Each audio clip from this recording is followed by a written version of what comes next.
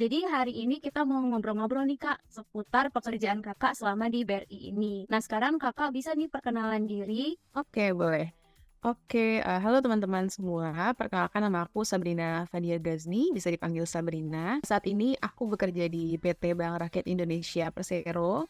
Untuk posisinya saat ini di BFLP atau Brilliant Future Leaders Trainee di bidang general. Untuk kuliahnya dulu aku di Universitas Pajajaran di jurusan Ilmu Hukum dan aku lulus di tahun 2021. Tuh, perkenalan dari aku. Oke, salam kenal Kak Sabrina. Aku lanjut ke pertanyaan selanjutnya ya. Setelah Kakak lulus dari Unpad, Kakak ada pengalaman intern di mana dulu nih atau pengalaman kerja di mana dulu nih? Oke, sebenarnya kalau bicara soal internship, aku tuh udah pernah dari zaman aku kuliah dulu ya. Jadi waktu kuliah aku nyambi-nyambi ikut internship nih kebetulan. Nah saat itu aku pernah intern di kementerian dan juga di ombudsman pas zaman kuliah. Terus aku pernah juga di law firm atau di legal consultant. Kemudian begitu aku di semester terakhir, begitu menjelang kuliah, sampai aku lulus kuliah itu aku magang di Prudential Indonesia di salah satu perusahaan asuransi multinasional. Itu aku di bagian legal and anti-fraud. Kemudian baru setelah aku selesai magang, mulai ke pekerjaan-pekerjaan yang sifatnya full-time job. Oke Kak, next question. Gimana journey Kakak untuk bisa menjadi BFLP BRI? Boleh nih Kakak cerita ke teman-teman gimana proses seleksinya gitu. Untuk proses seleksinya, mungkin aku jelasin sedikit juga ya, BFLP BRI ini apa sih gitu. Brilliant Future Leaders Program atau BFLP ini merupakan salah satu program manajemen trainee yang dipunyain sama Bank BRI. Sama juga ya kayak perusahaan-perusahaan lain yang ada di Indonesia. Terus kalau misalkan di BRI itu biasanya dibagi menjadi dua jenis gitu teman-teman. Ada yang jenisnya general sama ada yang jenisnya IT. Kebetulan karena aku datang dari latar belakang pendidikannya hukum, jadi aku join di yang BFLP general gitu. Terus untuk proses seleksinya sendiri, saat itu aku ada beberapa rangkaian seleksi, ada beberapa rangkaian tahapan. Yang pertama itu ada seleksi administrasi. Jadi waktu awal kita submit dulu tuh segala macam kayak CV, terus ada sertifikat, ijazah di portalnya BRI, portal rekrutmen BRI. Terus dilanjut ke tes psikotes pertama, lalu ada cultural field test, yaitu untuk mengetahui sebenarnya karakter atau pribadi kita nih sebagai kandidat cocok nggak sih, sejalan nggak sih sama nilai-nilai akhlaknya BUMN dan juga BRI. Terus juga ada diuji juga mengenai wawasan kebangsaan kita. Terus selanjutnya ada tes psikotes atau tes bahasa Inggris, itu di satu tes yang sama, satu tahap yang sama. Lalu juga ada wawancara dengan rekruter pihak ketiga yang kerjasama dengan BRI. Lalu ada collaboration test juga, jadi kita ditugaskan untuk bikin video kolaborasi bareng sama kandidat BFLP lain.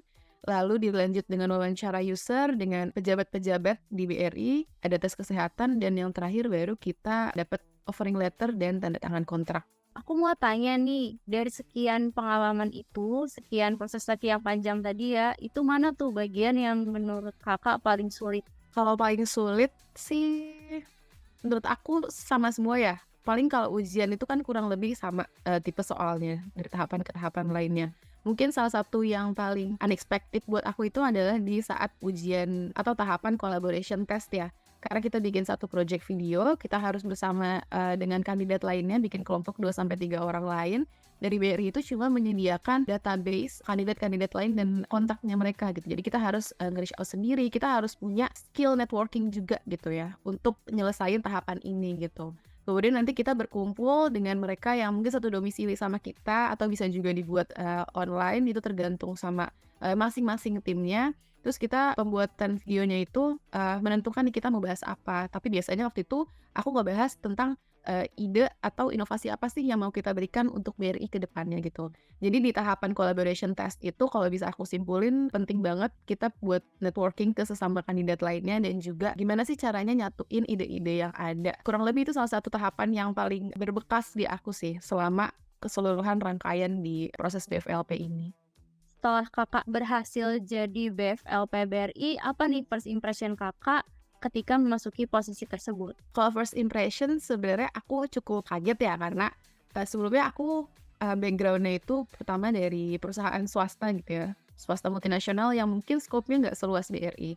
Terus aku pindah ke BRI yang kita bisa bilang BUMN, bank terbesar juga di Indonesia gitu ya. Kemudian juga jaringannya paling luas di Indonesia gitu. Jadi aku begitu join ketemu banyak nih teman-teman dari latar belakang yang sangat-sangat berbeda dengan aku gitu ya, latar belakang pendidikan, latar belakang kesukuan, kemudian juga dari daerah-daerah asal yang berbeda dengan aku gitu. Itu salah satu hal yang paling mengagetkan dan juga paling berkesan gitu buat aku. Kemudian juga karena program BFLP ini nggak cuma ada yang internal, nggak cuma ada yang eksternal kayak aku, maksudnya belum pernah bekerja sama sekali di BRI, tapi ada juga yang jalur internal gitu. Jadi ada orang-orang atau pekerja-pekerja yang sudah pernah bekerja di BRI terus ikut program MT ini untuk percepatan.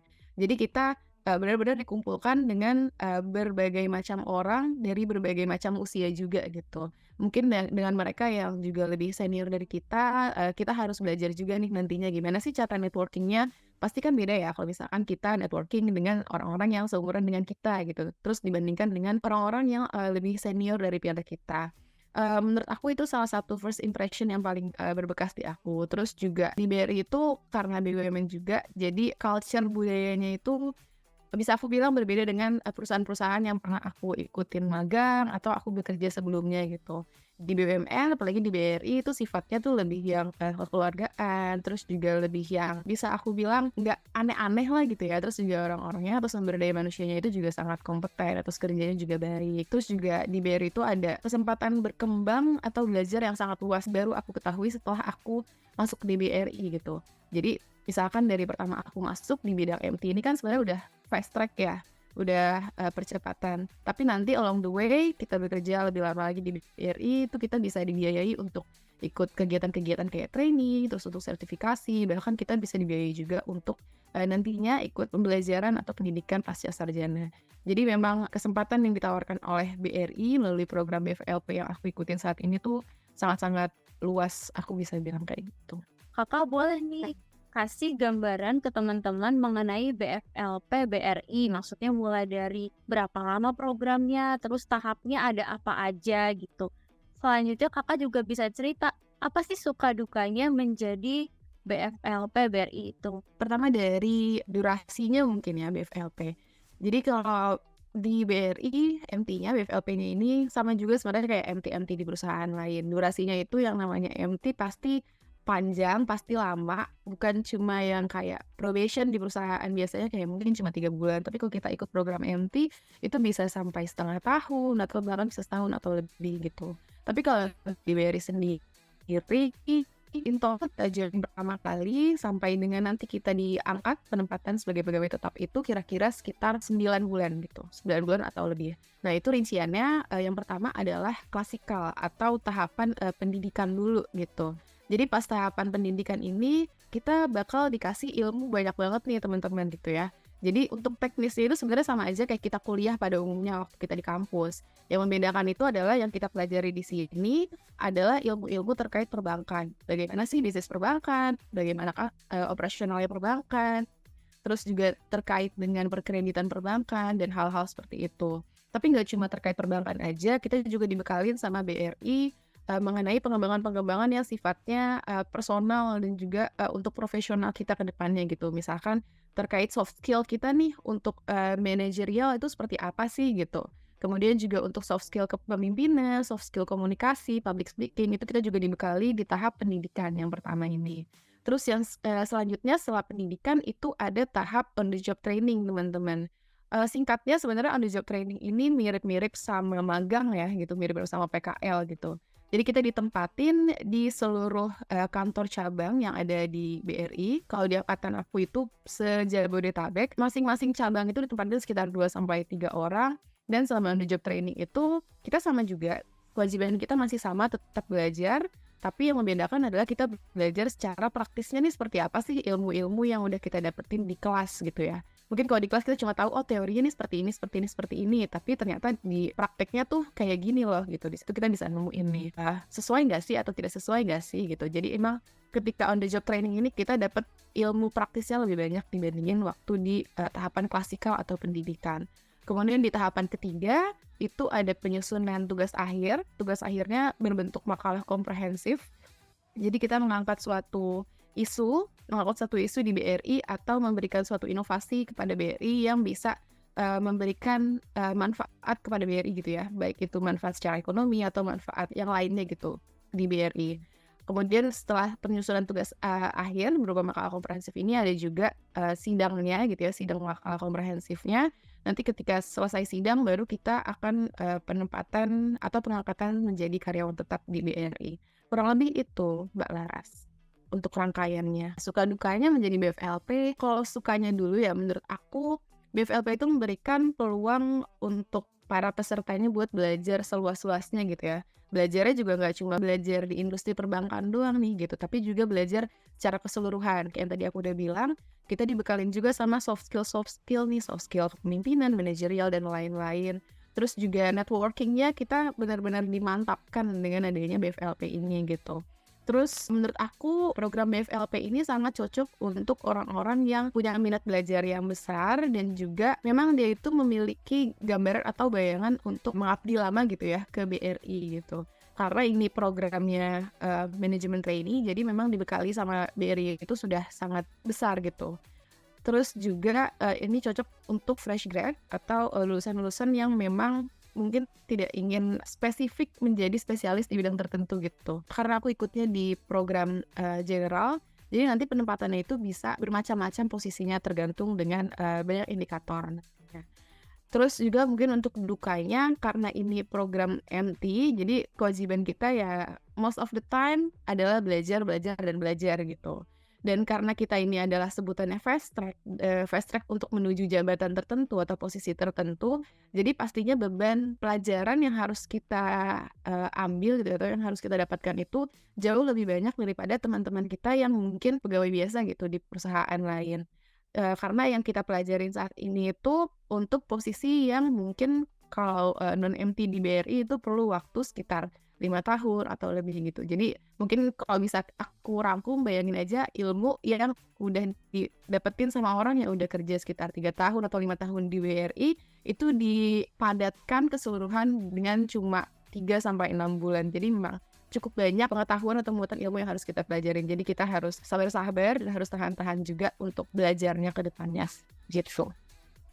Dari semua proses tadi, dari semua pengalaman kerja menjadi BFLP dengan suka dukanya, apa nih bagian favorit kakak ketika menjadi BFLP itu? Maksudnya job desk yang kakak tuh suka banget, ada nggak? Aku suka spesifik sebenarnya nggak ada ya. Cuma aku bisa bilang setiap rangkaian dan setiap tahapan dari BFLP ini tuh sangat-sangat berkesan buat aku spesifik gitu ya. Karena dari tiap tahapan itu pasti ada ilmu-ilmu yang berbeda atau pengalaman-pengalaman yang berbeda yang kita dapetin gitu.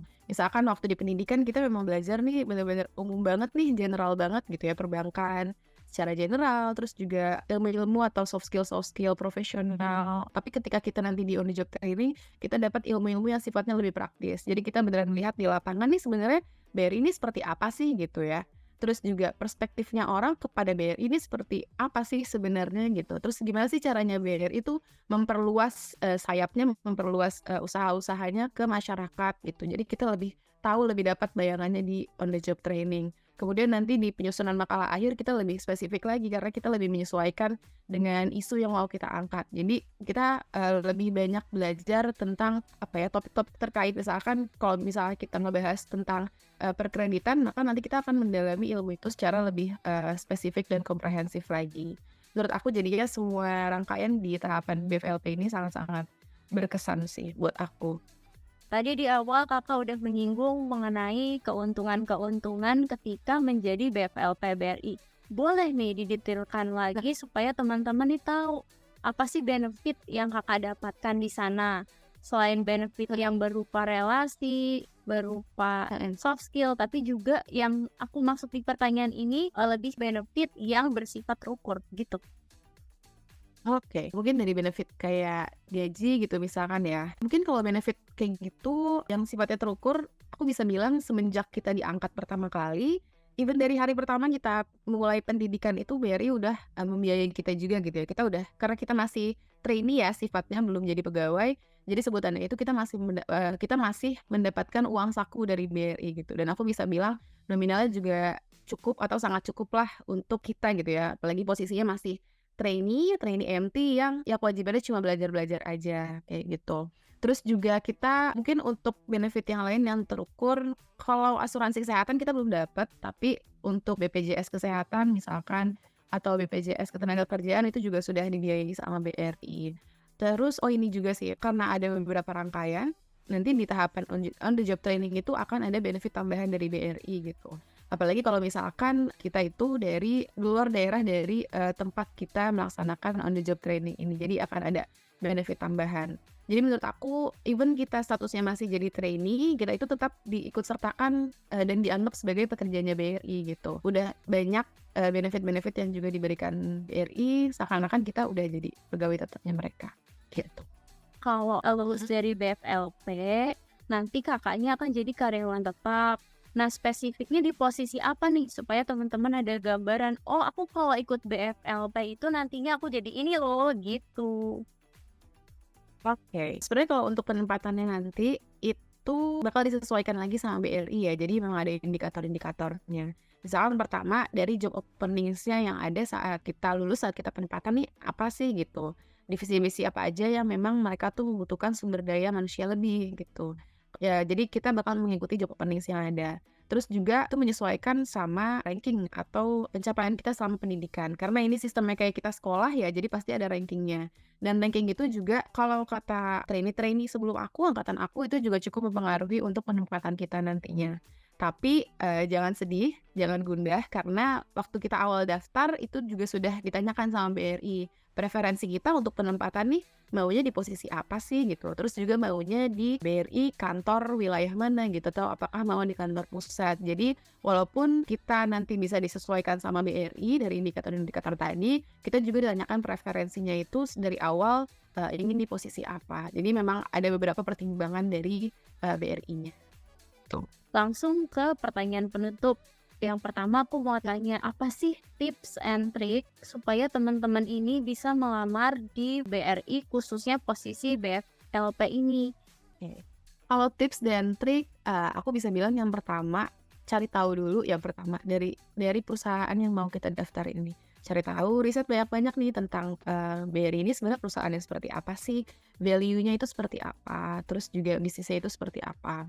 Kemudian jangan lupa untuk siapkan potensi yang terbaik yang kalian punya, maksimalkan usaha kalian sebisa mungkin dari setiap tahapan yang ada. Dari tahapan seleksi, administrasi, sampai nanti ujian, sampai nanti ketika kamu udah masuk pun kamu harus tetap perform your best gitu, aku bisa bilang. Terus juga nanti saat interview, menurut aku interview itu salah satu tahapan yang paling signifikan hasilnya, itu jangan lupa untuk mencoba meyakinkan interviewer kita gitu. Karena ketika kita daftar kerjaan itu kan kita istilahnya menjual diri kita, menjual kemampuan kita. Jadi kita harus meyakinkan si interviewernya nih kalau kita ini memang kandidat yang cocok. Dengan apa caranya? Misalkan karena perusahaan ini sejalan dengan impian saya, atau misalkan value-nya itu sejalan dengan apa yang saya miliki. Hal-hal seperti itu sangat penting gitu. Jadi jangan lupa hal-hal tersebut, dan yang paling penting juga jangan lupa untuk berdoa dan yakin sama Tuhan bakal memberikan yang terbaik buat kita. Gitu. Pertanyaan terakhir nih, kenapa teman-teman itu harus melamar di Bank Rakyat Indonesia? Apa nih yang membedakan Bank Rakyat Indonesia dengan bank-bank lain gitu? Kenapa harus kerja di BRI ya? Kenapa harus daftar di BRI? Pertama, karena BRI itu adalah salah satu BUMN yang perusahaan itu besar dan bahkan juga sudah jadi salah satu bank terbesar di Indonesia gitu ya. Kemudian juga termasuk perusahaan yang berprestasi dan dia selalu bonafit setiap tahunnya. Jadi aku bisa bilang dari prestisiusnya BRI ini ada banget. Terus juga karena jaringannya luas, kita punya networking yang lebih luas juga ke pegawai-pegawai yang ada di BRI. Gak cuma di kantor kita kerja aja, tapi juga di seluruh unit kerja yang ada di seluruh Indonesia. Kemudian juga benefit yang ditawarkan sama BRI itu sangat-sangat nyata ya. Dari awal kita daftar, dari awal kita pendidikan, sampai nantinya kita bertahun-tahun mungkin kerja di BRI, ada banyak banget nih pengembangan yang bisa kita dapatkan. Kayak tadi aku udah bilang, ada training, terus juga lisensi atau sertifikasi, bahkan kita bisa dibiayai juga kalau kita mau lanjut pasca sarjana. Dan yang terakhir juga nggak kalah pentingnya adalah lingkungannya di BRI. Kalau misalkan kamu cari tempat kerja yang lingkungannya tuh sangat kekeluargaan, terus juga lingkungannya hangat, kemudian juga tapi etos kerjanya tuh tetap baik, orang-orang tetap kompeten, menurut aku cocok banget buat kamu daftar di BRI. Begitu kurang lebih dari aku. Nah, ini dia teman-teman CV dari Kak Sabrina Fadiah Gasmi dari Unpad, dari BFLP BRI. Nah, ini teman-teman bisa lihat nih ada kompetensi yang dimiliki oleh Kak Sabrina ini. Kak Sabrina bisa nih untuk share ke teman-teman dan highlight apa aja yang diperlukan supaya teman-teman ini bisa mempersiapkan CV mereka untuk melamar di perusahaan impian mereka gitu. Pertama, ini sedikit gambaran ya, ini adalah CV aku teman-teman. Yang pertama itu, yang perlu kita sertakan di CV adalah identitas kita ya, jangan lupa. Tapi identitas itu nggak perlu terlalu detail, nggak perlu terlalu lengkap atau terlalu personal. Pertama itu cukup nama, kemudian juga disebutkan kita nih dari lulusan mana sih gitu ya, jurusannya apa sih gitu, atau fakultasnya apa. Kalau di sini aku low graduate karena kebetulan aku sudah sekitar 2 tahun dari aku lulus. Tapi kalau misalkan kalian masih baru, di sini bisa diganti jadi fresh graduate gitu, supaya ketika nanti recruiter ngeliat kamu nih langsung ngeh gitu ya, oh kamu nih masih fresh graduate loh gitu, oh kamu nih sedang mencari pekerjaan pertama kamu loh, kayak gitu. Kemudian di sini aku juga sertakan LinkedIn sebagai media komunikasinya, tapi teman-teman juga bisa nih menyertakan misalkan nomor telepon, terus juga tempat kalian tinggal gitu ya. Tapi kalau tempat itu cukup domisili aja. Jadi misalkan di Jakarta Selatan, let's say, sama kode posnya kayak gitu aja cukup. Kemudian di sini juga sertakan profile. Di sini itu sifatnya summary aja ya, atau rangkuman dari diri kalian itu seperti apa sih. Kalau di sini poin-poin yang aku highlight adalah pertama nama aku, kemudian aku tuh lulusan dari mana, dan spesifikasinya itu atau spesialisasinya itu aku di bidang apa. Kemudian sedikit gambaran atau karakteristik dari kamu tuh tipe orangnya seperti apa sih. Di sini aku menyebutkan kalimat-kalimat seperti passionate, kemudian highly motivated person, terus juga capabilities atau kemampuan apa yang kamu punya yang kira-kira bisa mendukung kamu supaya direkrut sama perusahaan yang kamu tuju ini nih. Kalau di sini aku nyebutin leadership capabilities proven by my experiences. Terus juga masih sama, selanjutnya adalah dari karakteristik penilaian kamu itu orangnya seperti apa. Di sini aku sebutkan aku mempunyai keinginan belajar hal baru yang tinggi dan juga mencari tantangan yang baru gitu. Lalu di paling terakhir itu juga disebutin kalau aku itu punya pengalaman kerja dan juga pengetahuan yang cukup baik terkait legal dan juga kepatuhan karena sudah pernah menjadi pekerja dan juga sebagai researcher sebelumnya. Lalu selanjutnya itu kita point out mengenai core competencies atau kemampuan-kemampuan kita. Di sini aku ngebagi jadi dua kategori ya. Yang pertama itu adalah secara hard skill. Di sini aku sebutin karena aku basicnya di bidang hukum, aku sebutin ada legal research, legal drafting, kemudian juga bidang hukum yang memang aku kuasai, dan juga dari Microsoft Office sebagai salah satu toolsnya. Kemudian aku juga sebutin soft skill-nya di sini ada leadership and management, problem solving, assertive interpersonal communication, sama bahasa yang aku kuasai. Teman-teman juga bisa nih di sini sertakan, misalkan ada bahasa-bahasa lain yang kamu kuasai gitu ya, bisa disertakan di sini. Atau kamu ngerasa ada nih kualitas soft skill yang kamu punya juga tapi belum disebut di aku gitu. Misalkan kamu punya time management yang baik, atau kamu punya manajemen personal atau manajemen tim yang baik, kamu bisa sebutkan juga di bagian core competencies ini. Kemudian selanjutnya adalah work experiences atau pengalaman kerja. Kalau pengalaman kerja ini diurut dari yang paling baru, yang paling dari saat ini dan mundur ke belakang gitu ya caranya atau tekniknya gitu. Di sini aku nyebutin yang paling baru saat ini aku bekerja di Bank Rakyat Indonesia, kemudian di program yang aku ikutin dan posisinya sebagai trainee. Dan jangan lupa disebutkan juga dari kapan kamu memulai posisi tersebut gitu, sampai dengan kapan kamu ada di posisi tersebut. Terus juga disebutkan di sini adalah duties-nya atau job desk-nya, kamu itu ngapain aja sih selama di posisi itu gitu ya. Begitu juga dengan yang ada di bawah-bawahnya. Ini aku di sini sebutin pengalaman kerja full time job aku sebelumnya sebagai consultant. Kemudian juga jangan lupa disertakan waktunya, berapa lama kamu di posisi tersebut, dan juga job desk-nya secara rinci ya, supaya perusahaan impian kamu nih tahu nih kamu tuh sebenarnya sebelumnya pernah nge-handle di bidang apa sih gitu, kemampuan apa sih yang seenggaknya kamu udah punya dan pengetahuan yang kamu punya. Lalu aku juga pernah intern, aku sertakan juga di CV aku. Intern yang paling terakhir itu aku di Prudential Indonesia, jadi aku masukkan masih di bagian atas. Kemudian di 2021 kemudian turun ke intern selanjutnya dan juga ke part-time job aku gitu ya. Part-time job aku taruh di paling bawah karena dia secara kronologis waktunya juga di paling pertama gitu ya. Itu jangan lupa juga disertakan job list-nya.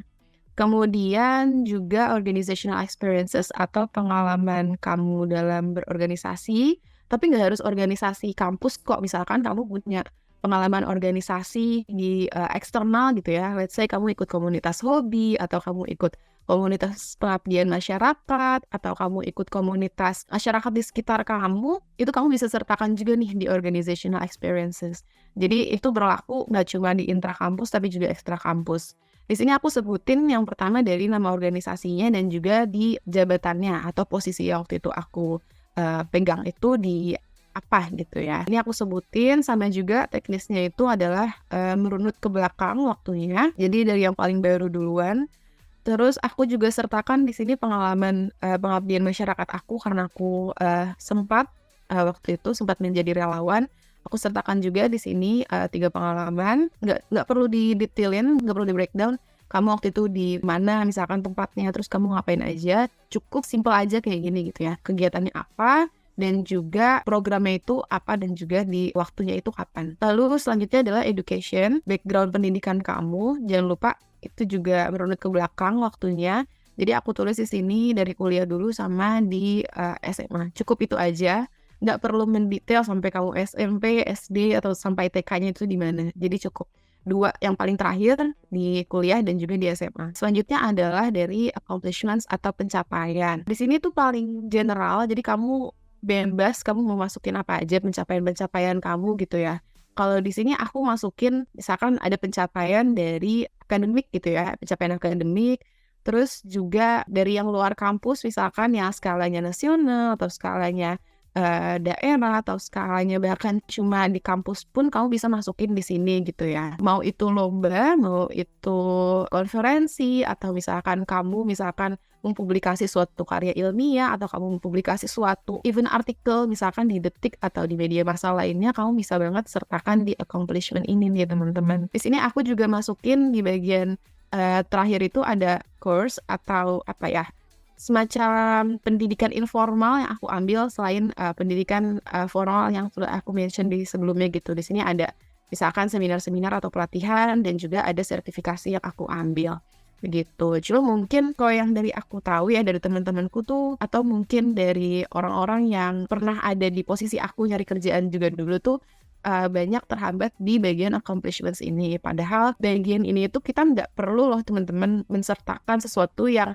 wah hebat banget, wah besar banget gitu ya. Pencapaian yang sifatnya mungkin besar banget atau skalanya internasional atau seperti apa gitu. Pencapaian-pencapaian yang skalanya mungkin nggak terlalu besar, atau bahkan cuma di internal kampus pun atau di internal jurusan pun, itu boleh banget kalian sertakan di CV kalian. Karena mau pencapaian apapun itu, ketika kita sertakan, itu bisa menjadi salah satu poin penilaian atau pertimbangan dari perusahaan impian kita untuk menilai nih, oh kita nih sebenarnya layak loh gitu untuk menjadi bagian dari mereka.